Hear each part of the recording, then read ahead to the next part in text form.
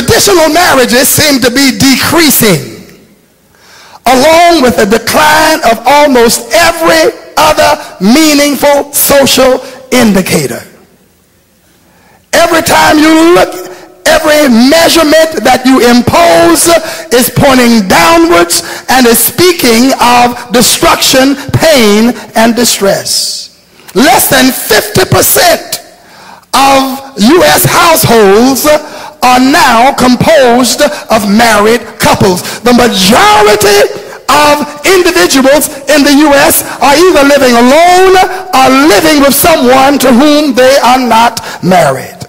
And in the 10 years leading up to the year 2000, there was a 70% increase in 10 years, a 70% increase of unmarried partners living together.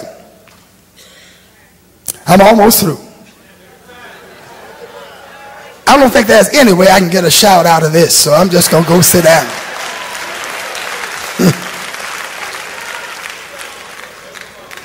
So look at your neighbor and say the biblical pattern. Look at somebody else and say the biblical pattern.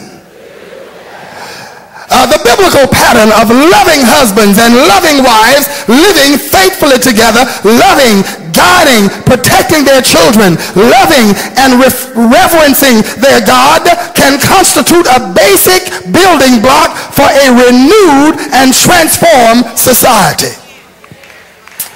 I'm going to say it again so I can get an amen on it.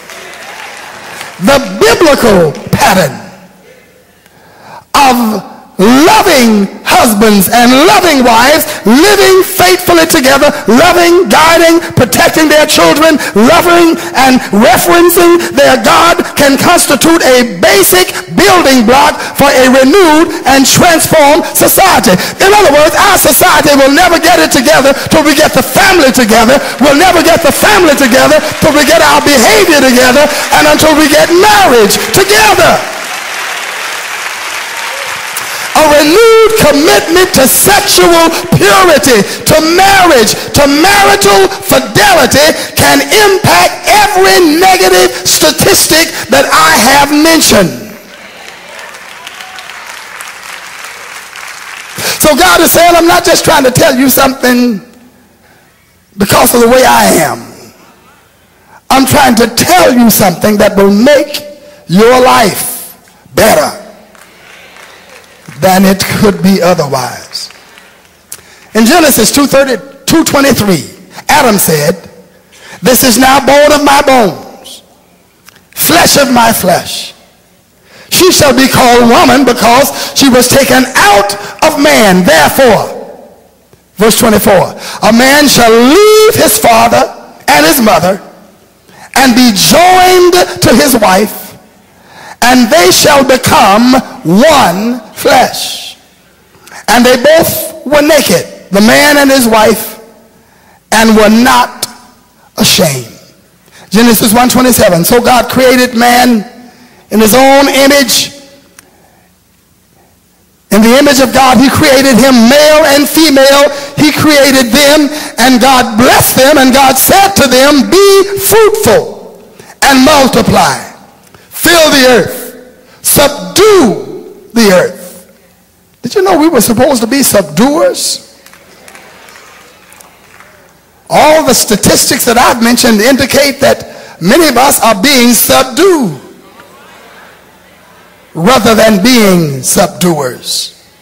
Have dominion over the fish of the sea, over the birds of the air, and over every living thing that moves on the face of the earth. And so God ordained sex to function within the context of marriage. God made sexual urges and emotions that are associated with him so strong, so because he wanted marriages to be strong.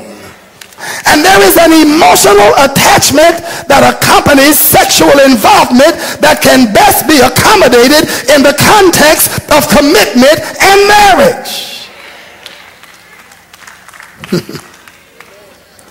Marriage represents a complete bond with no restrictions, no holds, and a life commitment, so that there is an adhesive that runs through the relationship from A to Z, from beginning to ending. But when you hook up with somebody sexually, yes, there is an adhesive there, but it's one place in one area, and there is no continuum of adhesion in the relationship, and it's destined to end. It's destined to break, to breach. But whenever you adhere to a thing and pull away from that thing, the glue pulls a piece of you.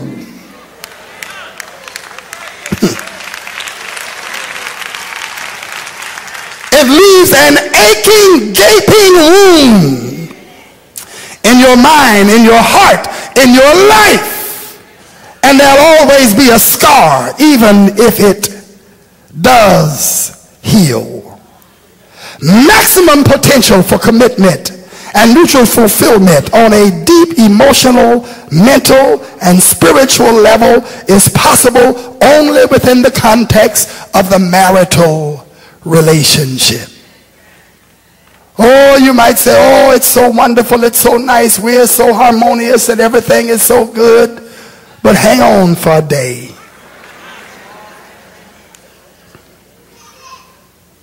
Maximum potential for commitment and mutual fulfillment on a deep emotional, mental, spiritual level is possible only within the context of the marital relationship. And this is provided not only for the husband and wife, but also for the emotional, intellectual, economic, physical development of the children. What about the children? In this setting, the children have an early and constant model of what they should seek to become and what they should seek for in a mate. You never know what to look for in a mate if you've never seen a good mate. And you don't have the privilege of seeing a good mate. You don't know what to be. You don't know what to look for if your mother or your father is not there with you in the home so you can observe them. The love that a husband and wife should have for one another is like the love that Christ had for the church. Look over at your neighbor and say, the love that a husband and wife ought to have for one another is like the love that Christ had for the church. Ephesians 5:25, husbands, love your wives just as Christ also loved the church and gave himself for her, that he might sanctify and cleanse her with the washing water by the word, and that he might present her to himself a glorious church, not having spot or wrinkle or any such thing, but that it should be holy and without blemish. So husbands ought to love their wives as their own bodies. He who loves his wife loves himself. Wives ought to love their husbands as their own bodies. If you love your husband, you love yourself. Love, mutual accommodation, love, respect, love, understanding, love, agreement, and unity. Some houses are like a battlefield. Folk don't have something to argue about, they'll find something to argue about. Lord, help me today.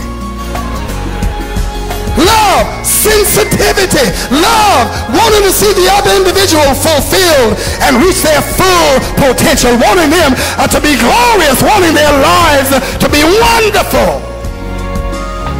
Love.